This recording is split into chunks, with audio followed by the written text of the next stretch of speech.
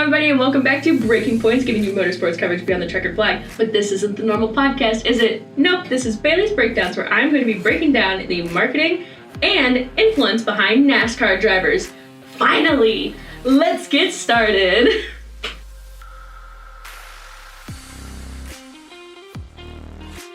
Going into how this episode is going to go, we are going to talk about two different sides of marketing. In the last few episodes, we have focused more upon my view as the fan, but this one I have connections with. So I am actually going to be doing more on the marketing side, specifically Phoenix Raceway and how they market drivers and teams. I also work on a lot of our creative projects for all of our promotions that we do. I'm working with our agency to make sure that all of our creative telling the story of what our brand is told properly. So there's a lot of functions. So it's really just a lot of storytelling out in market and across all of our platforms. I couldn't have said that better myself. That is part of an interview that I had with Angel Narvis, who is the senior manager for event marketing at Phoenix Raceway. And she let me into a whole insight of things, especially on the event marketing side, specifically for the track. You can't explain legendary. You have to live it.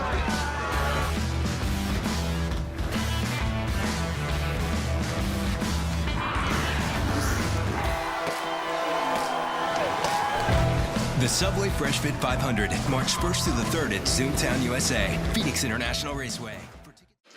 As one can expect, a way that a track promotes a driver versus a team is going to be vastly different, especially when you compare how the teams do it to how the driver promotes themselves. When I spoke to Angel, she talked a lot about Daniel Suarez because he does a lot of stuff with the Phoenix Raceway whenever there is a race here, and he likes to tap into the community. We have improved our audience from the Hispanics just because we Daniel Suarez, who is one of our Cup Series driver, has played a big part in that, and we've done a lot of programming with him around our races here. We had the Mexico Series race that they had this year, and our March race is a great introductory race for us to draw in new fans. So Daniel has made his brand being part of his community. He wants to be out there doing volunteering, going to different places, meeting up with brands, and Phoenix Raceway and Angel have tapped into that. They have started partnering with him in the lead-ups to the Phoenix races, the March one, or what is it, October now? Because it's no longer the championship race. But it is the chase race, so I'm willing to bet they will still do something with Daniel in the lead-up to that in October.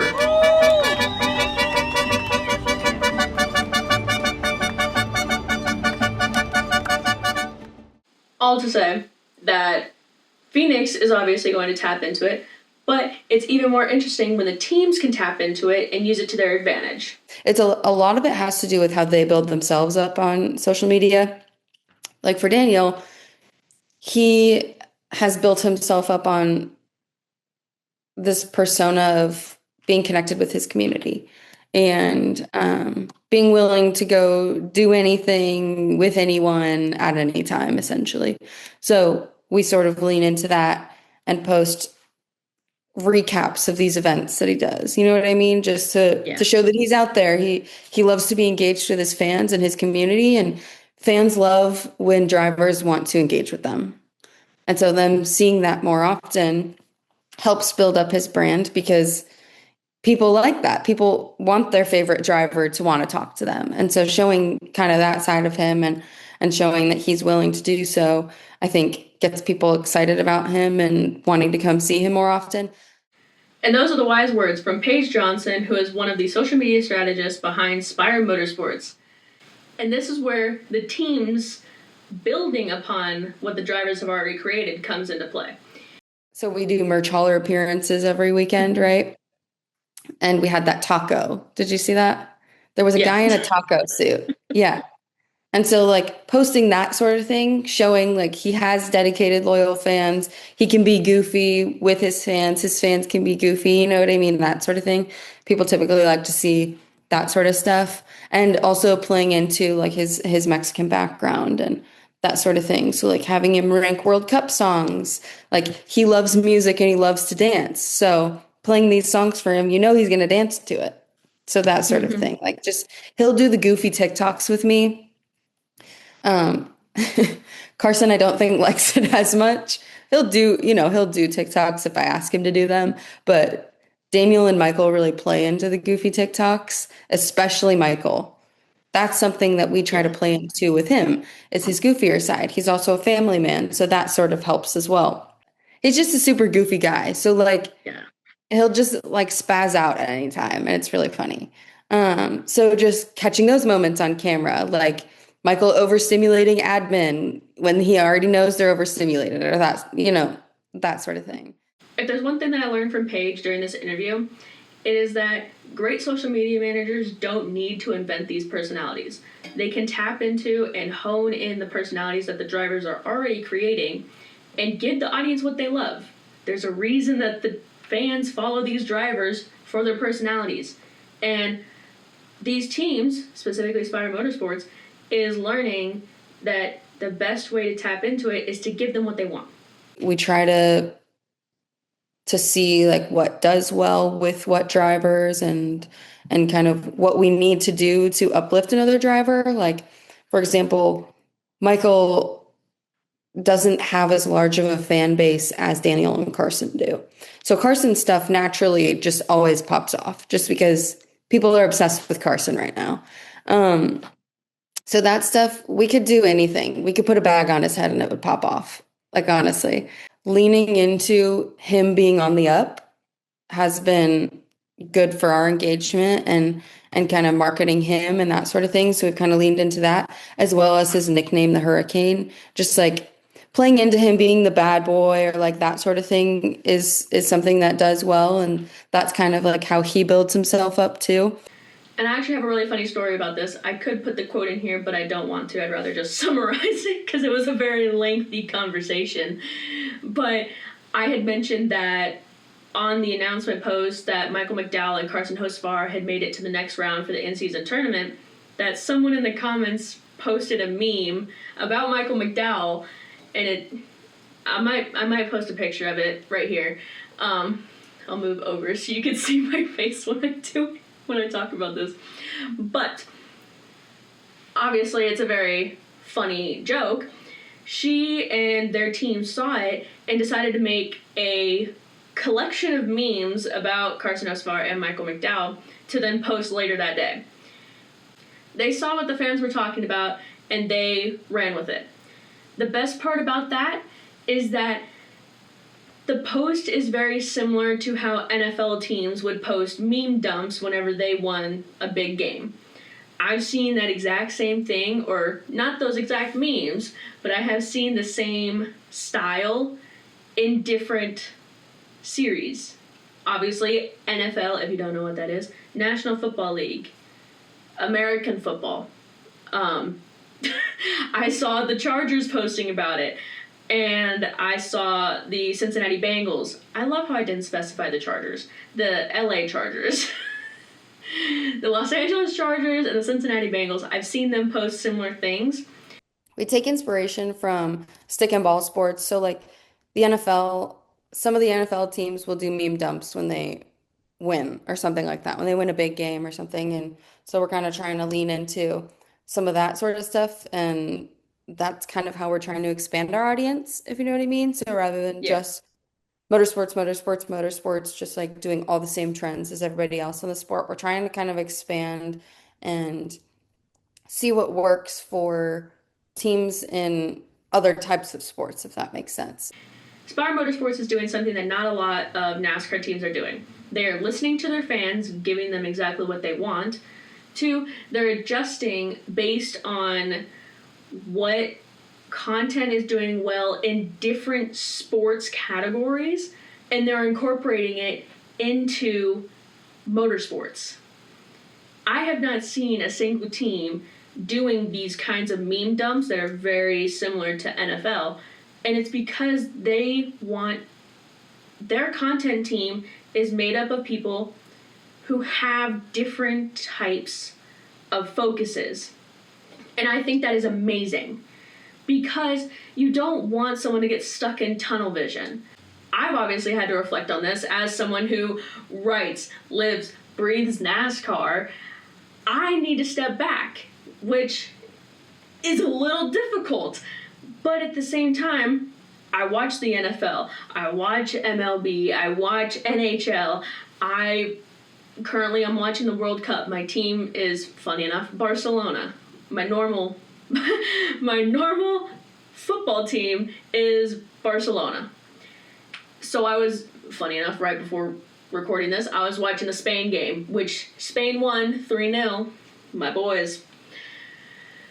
But the funniest thing is taking a step back from the motorsports side of content creation, like this, and remembering, like, hey, I should probably still participate in that somehow.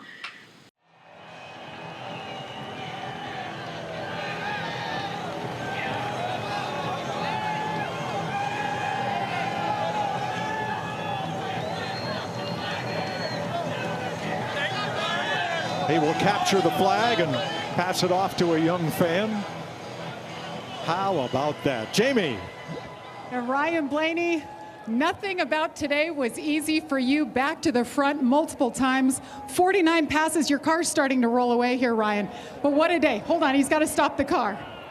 It's rolling backwards over the start-finish line. Got it in gear. There it is. On top of all of that, it's your first win as a dad. All of those things, what does this moment mean? Yeah, I mean, it's awesome. Unbelievable. Honestly, when I crossed the finish line, I thought of Charlie and Gianna and wish they were here. I know they're watching.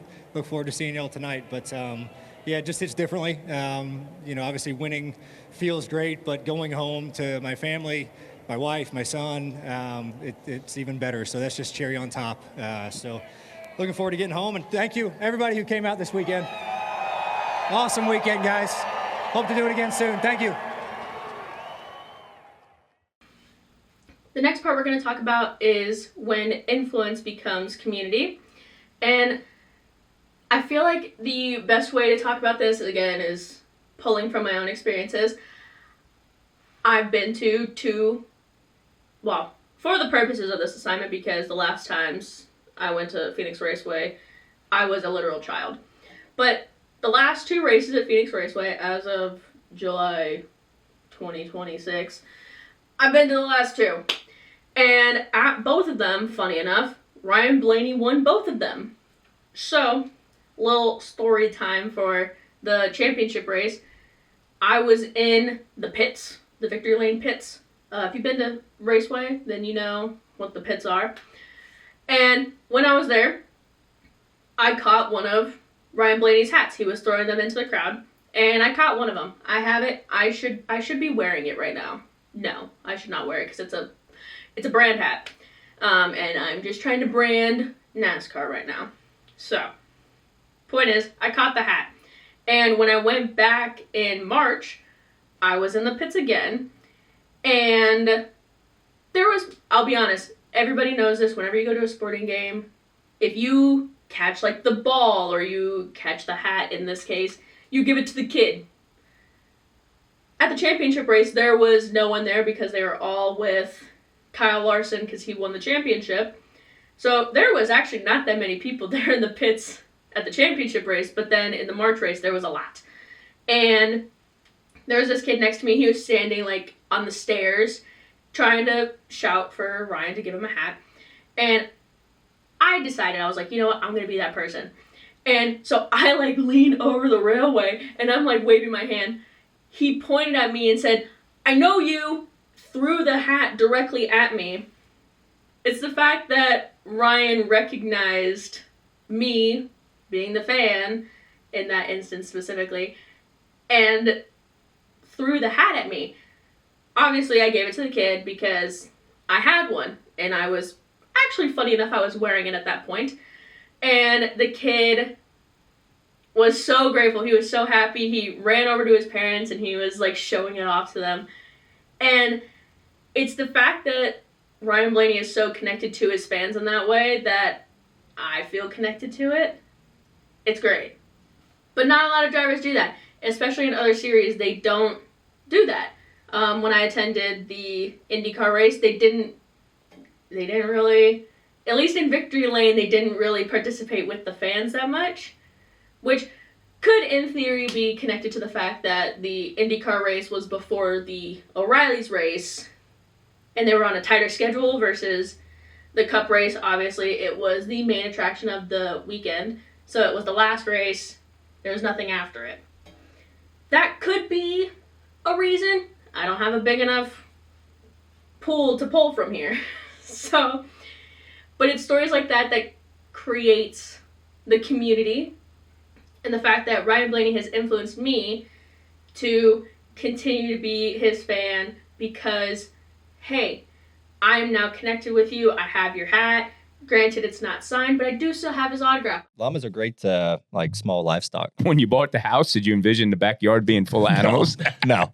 But it has gone that way. So what do you got? What do you got? Well, we got 3 goats. They're Nigerian dwarf goats. Then we have a llama, and I guess chickens are coming. And I heard we're going to get 3 male goats now. Do you need to treat the llama better? I heard he made an escape. He did make an escape. Yeah. Well, I was feeding Charlie like 2 weeks ago, and it's like 7:38 in the morning, and this was like when it was cold. My wife's friend who was staying with us, she came down. She's like, "Hey, are your animals supposed to be like free roam?" I was like, "What are you talking about?" They're like, "No, they're in the front yard right now." Like, I was like, "You're messing with me." She's like, "No, they're in the front yard." So I run outside, shorts, no shoes, socks, no shirt, and I yell at my goats. They're like probably 200 yards away from my front porch, and they come running towards me, and they're yelling. Like the goats are like going crazy. If they could speak English. I think they were speak saying Spanish. What do they speak? Bah. They speak goat. I don't know. I know they were probably saying like, "Look what he did. We didn't do it." And he's just looking at me like 200 yards down the way. I'm like, and this like he's like 2 weeks. The llama we're talking about. Yeah, the llama. Like we got him like 2 weeks ago. So I'm like, Jesus, man. So he broke out of our fence, like just busted through it. I mean, he's 350 pounds. He does not spit. I know you asked that question. It does make you nervous. Like if he'll get in your face, you're like, are we doing this right now? It's just going to happen. Like, how can I have to box this llama? I'm going to lose. Like if I'm not going to win. Another one, in slightly similar fashion, you have Denny Hamlin, who has Actions Detrimental, and you have Dale Jr., who has a Dale Jr. download. And technically those are, I think, the same main company of Dirty Mo Media, but they do still create their own community as well, because some people who watch podcasts don't watch videos. I would know that because I've done analytics for us, that some of our videos pop off, some of our audios pop off, and not a lot of people like streaming. So there's totally different communities with that. But the funny thing about Denny is he has a very unique community. I have friends who know who Denny Hamlin is, but they don't follow NASCAR. They don't know that he's a NASCAR driver. And it's a very interesting discussion to have with them. Well, now they know that he's a NASCAR driver. But it's funny to me because it's like, there's a lot of things going on with that. You either love him or you hate him. I have not met a single person that's like, I'm kind of mid about Denny Hamlin. I don't get it. I feel like I'm slightly in the middle because it's like I don't dislike him. He's not my favorite driver by any means, but he is one of those drivers that I respect. Like, he's in the top 10 most wins and he doesn't have a single championship. That's a little confusing to me, but the fact of it is he's a very successful driver. He's good at what he does. He's successful on and off the racetrack. He's a good person to look up to. And he's honestly really funny. If you don't follow Actions Detrimental or you don't listen to it, please do. It's a very interesting podcast. And he has some very interesting takes on there. So, shameless, accidental plug promotion for Actions Detrimental. Actions Detrimental. Again, if you listen to our normal podcast, you would know that I still suck at speaking. We're learning. We're doing great. How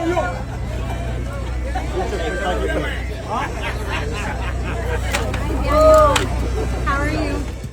And then tying it back over to Daniel Suarez, obviously he is the only Mexican driver on the grid. So he brings a whole different side of this community to the sport as well. Daniel is invested in his community, and that does include his Hispanic heritage. So he brings the whole Hispanic community as well into the sport as the only Mexican driver. And the fans love that.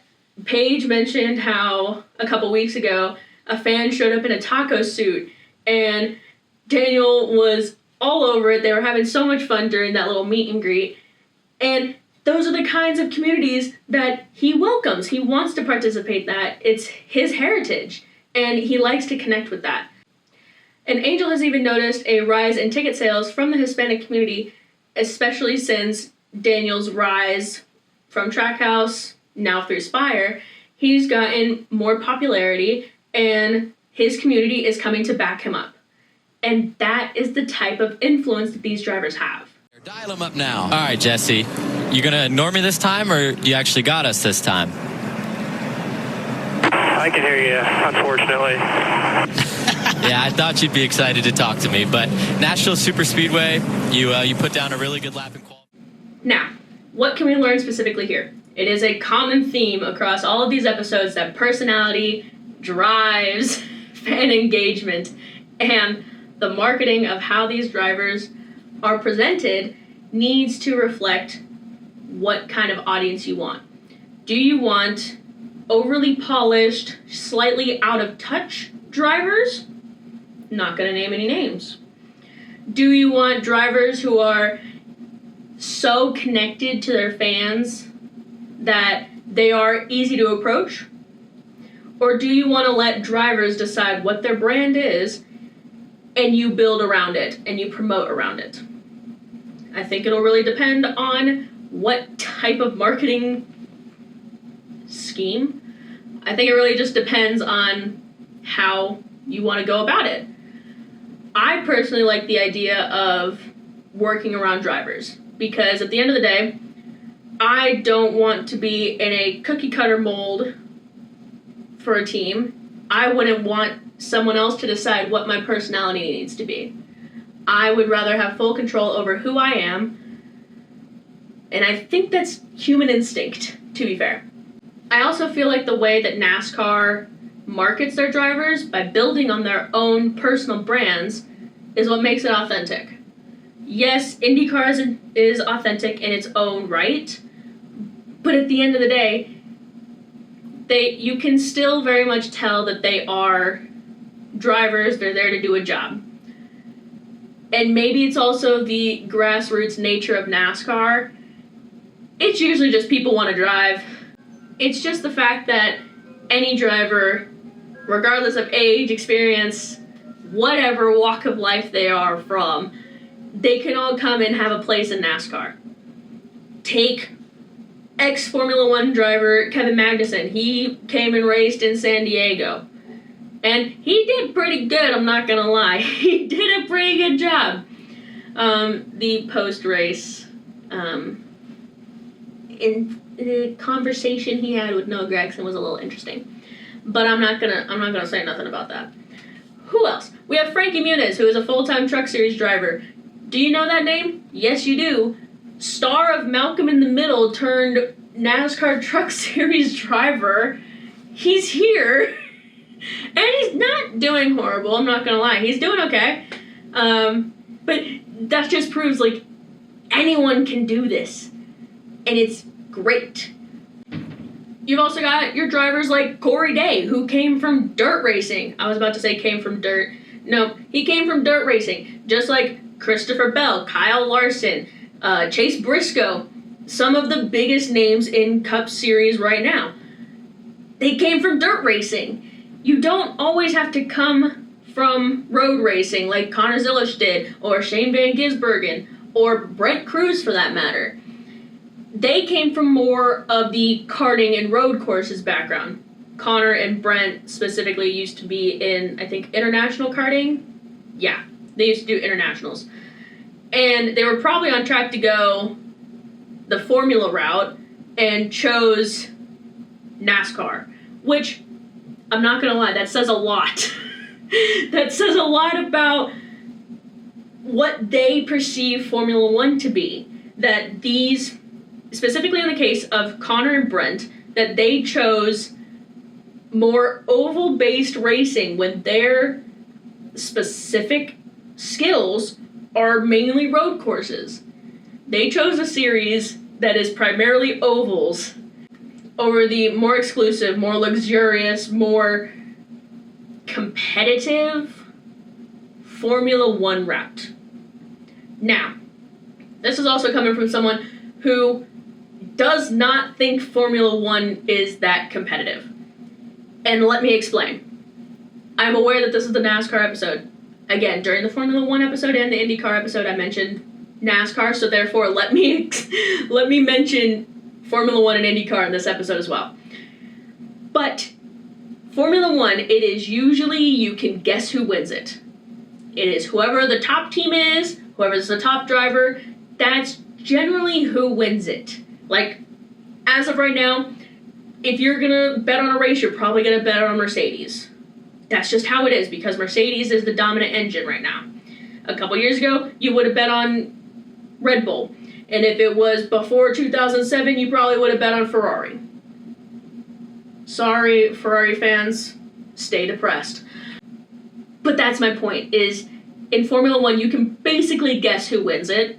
IndyCar, it's a little bit harder, but in the general sense, at least in the last few years, you can guess it's probably going to be Alex Palou. You can guess it might be Joseph Newgarden. But the point is IndyCar and Formula One, you can kind of predict who wins. Absolutely nothing could have prepared me for Corey Heim to win San Diego. And before anyone says that, no, I'm not filming this after San Diego. I'm filming this technically right before, what is this? What is this weekend? Chicagoland? Yeah. Chicagoland starts in 2 days is when I'm filming this. But my point is, nothing could have prepared me for Corey Heim to win it. Nothing could have prepared me for Ty Gibbs getting his first win at Bristol. I know I predicted it, but the point is because he's good at that track. Nothing could have predicted Corey Day getting his first win at Talladega, nor could I have predicted Carson Hocevar's first win at Talladega. I had placed bets that Carson's first win was going to be at Charlotte to basically redemption mode himself. I wanted it to be his redemption from last Coke 600 because of the engine problem and the memes that came from that. Beyond the point, that's probably exactly where I became a Carson Hocevar fan, was last year's Coke 600. I'm not going to lie. But beyond the point, nothing could have predicted those. I could not have sat here and predicted that Tyler Reddick was going to go on a string at the very beginning of the year. I did not think that Kyle Larson was going to continue to be on a 40 race lose streak. What? That's my point. And there's a reason why certain tracks, specifically Talladega, has the saying, if you're in it, you can win it. Because it's true. Legitimately, anyone in the race can win. Granted, some of them have slight advantages, but NASCAR is pretty strict on being straight stock. That's how it runs. That's the point of it. It is supposed to be anyone can win. And I think that's what makes it more interesting to watch as a fan, because truly, you don't know who's going to win it. And that's why it works out. Mr. Clyde Elliott, Ryan Blaney, Jamie, Adam Alexander in the booth. You got us. Loud and clear. What an honor and a privilege to hear from you today. You know, I've been looking forward to this all week. Not just racing tomorrow, but talking to you, sitting on the pole. What am I actually trying to say here? I'm telling you that personality and authenticity create influence. Influence builds communities. And to keep those communities, you need to market them correctly. That is what the point is. That has been the point for all of these, for each series that I've done so far, is keeping the community that you are building. And NASCAR specifically Spire, is doing it the right way. Now, I don't know if you've known this, generally the joke is you are not a Hendrick Motorsports fan unless you are grandfathered into it, because that's the truth. They have not really kept up with the times. Spire Motorsports is, where they're leaning into the personas. They are building the already built personas of their drivers, and they're giving the fans exactly what they want. Yes, Hendrick Motorsports does do like challenges and stuff with their drivers, but they don't necessarily build on their brands. And this is coming from someone who was grandfathered into a fan of the sliced bread equivalent. My dad was a Hendrick Motorsports fan, so therefore I was grandfathered into the Jimmy Johnson, the Jeff Gordon, the Dale Earnhardt Jr.'s. I was kind of born into that one. I chose Dale Jarrett, though. I chose Dale Jarrett. That was my choice. Mainly because I looked at him and I pointed at him and I said, truck, because of the UPS commercials. So I made him my driver. But Hendrick Motorsports, Jimmy Johnson, Jeff Gordon, Dale Earnhardt Jr., those I was kind of grandfathered into. And kind of by association, Alex Bowman, William Byron, Chase Elliott, I kind of got grandfathered into those as well. Kind of because they drove the cars. The Chase Elliott one, I feel like that was more so because I liked the Hooters car. Don't ask why I liked the Hooters car. And obviously, because in this episode, we are talking more about Spire Motorsports, we are comparing a lot to Spire Motorsports. You can see how Spire builds out driver marketing differently. And you can see how it's worked. They have two of probably the biggest fan bases in their 3-driver lineup this season. And I am also saying that in the perspective of not grandfathered in fans. I have never met someone who was grandfathered into being a Michael McDowell or a Daniel Suarez or a Carson Hocevar fan, mainly because they haven't been, well, Michael's been in the sport for a while. I love Michael. He's so funny. I met him at Phoenix. He's so cool. He's so cool. He's so chill. He's funny. But I have never met someone who is grandfathered into being one of their fans. So their fan bases are purely built from the driver, and they are some of the biggest ones in the sport. I mean, did you hear the celebration when Carson Hocevar won Talladega? He could hear it from the car. Insert clip. And he sat on the windowsill, drove the car, and wiped the windshield. Larry, you remember that? That's a moment. That's cool. Sat there just about like this during the race, under caution. Climbed back in the seat, put the belts back on, got back to racing. Because he didn't want to make a pit stop and go to the back. Well, this beats all.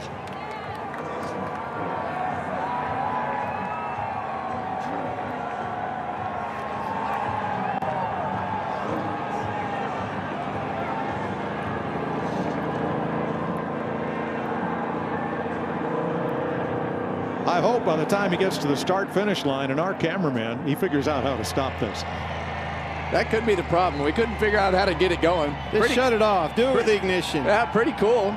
Being able to sit like that with the... But that's why you like this kid. Yes, he's a thinker. Always thinking outside the box and doing something different, paving his own way.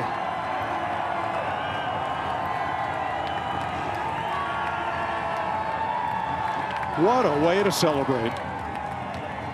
That's unbelievable. I don't know that we can get it stopped, guys. There we go. Uh-oh. Uh-oh. Uh-oh. Yeah, okay. Oh, shit. And a burnout.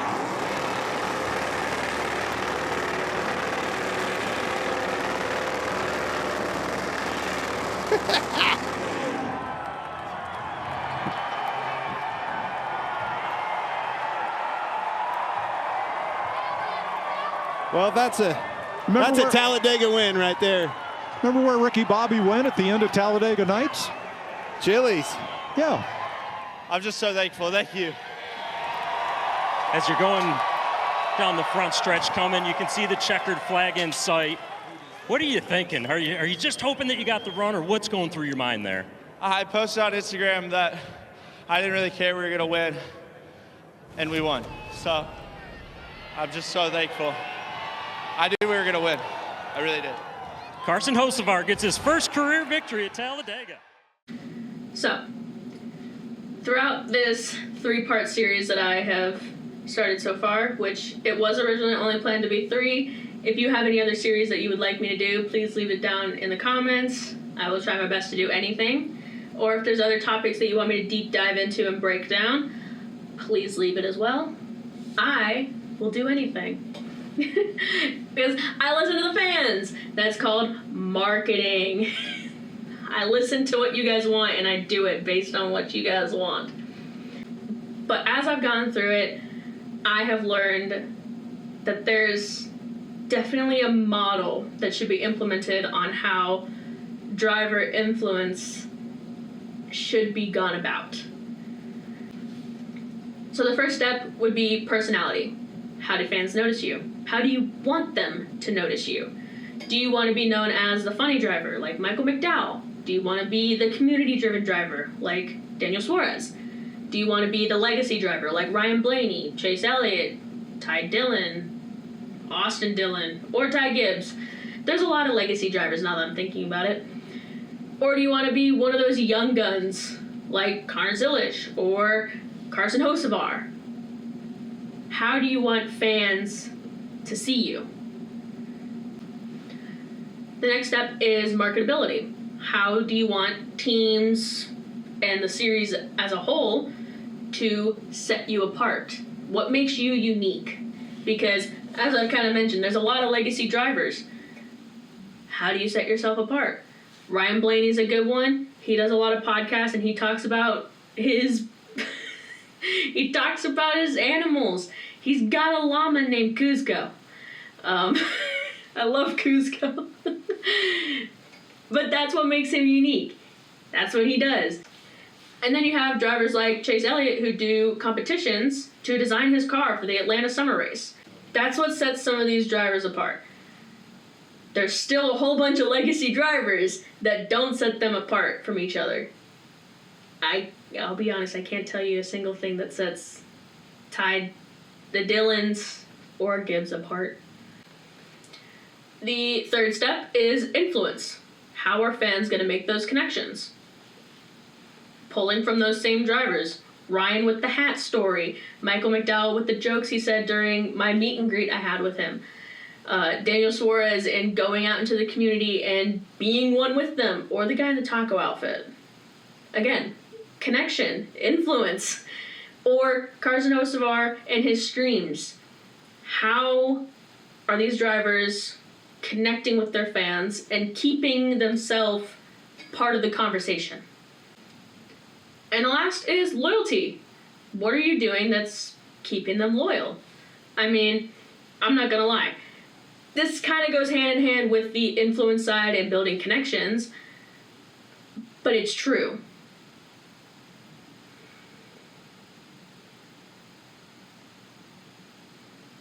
But it's true.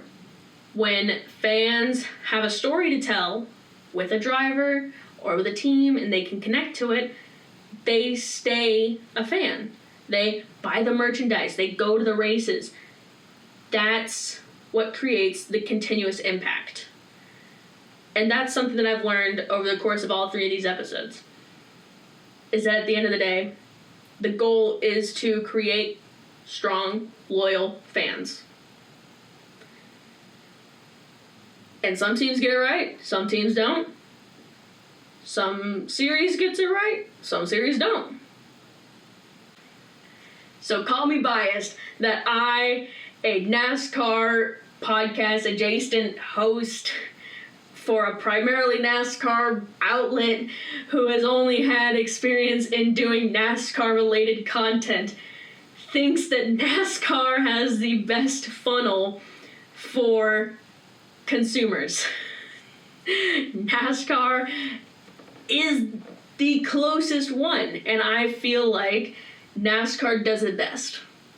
And again, I do think it's primarily because as an American, I feel connected to it. I grew up at the racetrack. It's in my blood at this point. I grew up with a dad who put in the radio communications at Phoenix Raceway. At Phoenix Raceway, he built the connections. So I grew up going there. Some of my earliest memories were calling out sick from school. I'm sorry, elementary school teachers, if you hear me. But those are some of my biggest memories of calling out sick on a Friday in November and going to the races. I feel more connected to it. It feels like going to my local track with the amount of drivers I can see on a normal day at Phoenix Raceway, but it's national. It's a very interesting feel. Maybe I'll do a little side thing where I tell you guys the stories of how I met Corey Heim the day after he won the Trucks Championship, or when I accidentally called Taylor Gray short. Yikes. Or, what was the other one? Or, God, what was the other one that I had? When Ryan Blaney had me watch his beer in Victory Lane. But see, these are the stories that keep me coming back, and they're the reason that I want to go back to Phoenix Raceway, but I know I need to work. I would rather work than go and attend it as a fan. But if it came down to it, if you're going to be at Phoenix Raceway, let me know. I'll meet up with you. Guaranteed. I have a lot of friends that I'm meeting up with at Phoenix Raceway this year. So, if there's one thing that we have learned about NASCAR specifically that's different than the other two, at least that I've found, is that they are mixing sports in their content. They are not just relying on motorsports type content like Formula One and IndyCar have done. They are utilizing everything. They are adjusting constantly in how they market drivers and how their influence impacts the sport as a whole. NASCAR understands that influence isn't created through polishing. It's created by the drivers themselves. And they are the model of why letting the driver determine their own brand can work in the long run. And yes, I am also saying this, I am aware that NASCAR is not the biggest racing series in the world. Obviously, they are US based, but that does not mean that there aren't fans in other countries. Like, it's not limited to us, but primarily because of the fact that it is US based and it is oval based. There's a lot of stigma around, well, it's just turning left. Bro, you ever tried turning left for so long that your arm is basically going to fall off? So, what is the goal of marketing at this point? It's not about just selling tickets or selling merchandise. You are, for lack of a better term, you are selling a driver. You want to create that lasting impact between the fans and your drivers, because that impact is what's going to continuously give you the revenue if that's what you're looking for. But it's going to create that loyalty that keeps fans coming back. They're coming to the races. They're engaging in your content. And that is what you need. You need the engagement beyond the checkered flag. Not to sound cliche, but that's literally it.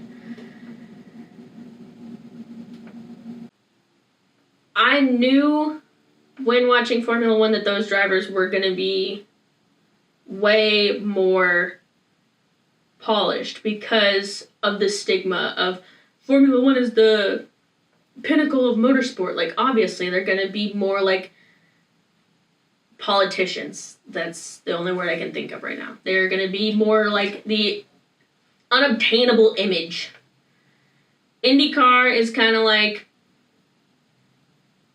they're the people that you could see like on stage. Like, they're, for lack of a better term, I imagine them as like theater kids, where it's like, you know, they're there and you see them, but sometimes you don't want to go up to them. But like, you always have the opportunity to at like the stage door and stuff like that. And it's easy to talk to them once you get to talk to them. NASCAR is literally like someone you could walk by, or they'd be like the person at like a tailgate that offers you your first drink. And it is such a weird comparison to think about, but that's exactly how I imagine most of the NASCAR drivers. They are probably one of those people. And these stark differences between each series and how I, as the fan, perceive their drivers is very cool. I think it's cool, at least. Seeing how different it is and seeing how each series promotes it differently is interesting from a fan perspective, but also as someone who's studying marketing. I see what works. I see what doesn't. But at the end of the day, each series does what they're intending to do for their target audience. Formula One knows that it's a global brand, and therefore it needs to stay clean for those global audiences. IndyCar knows that it is more laid back, but it is also referred to as the step below Formula One. So it has to still keep up at some point with Formula One standards. NASCAR has kind of just said, screw your labels, we're here, we're doing what we're doing anyways. And I like that. So, the fact of the matter is that NASCAR is more focused on allowing the drivers to create their own brands and to build themselves, and then have the teams and series itself support. And I think that's the biggest difference, and that's why NASCAR drivers feel so much more authentic than anyone combined. They still run their social medias on their own. Most of them. They have very distinct ways that they operate. There's not many drivers that have the exact same personalities. They showcase those in the ways they want to. And that, my friends, is the final line. Oh my goodness, we're done with this series! Oh, it's bittersweet, guys. But that's going to do it for this episode of Bailey's Breakdowns, the NASCAR episode. If you would like me to continue this series, leave some series in the comments below, or email us. I don't remember what our email is off the top of my head, but it's on our website, breakingpoints.com. You can also add us on Instagram and send us DMs at breaking_points. But yeah, that's going to do it with this episode. Stay tuned. I will be doing a blooper video with every single blooper from all 3 episodes. So stay tuned for that. That'll probably come out on the 16th of July. I'll probably set it to a premiere. So keep your eyes peeled for that. And until then, I will see you in the next podcast episode. Bye!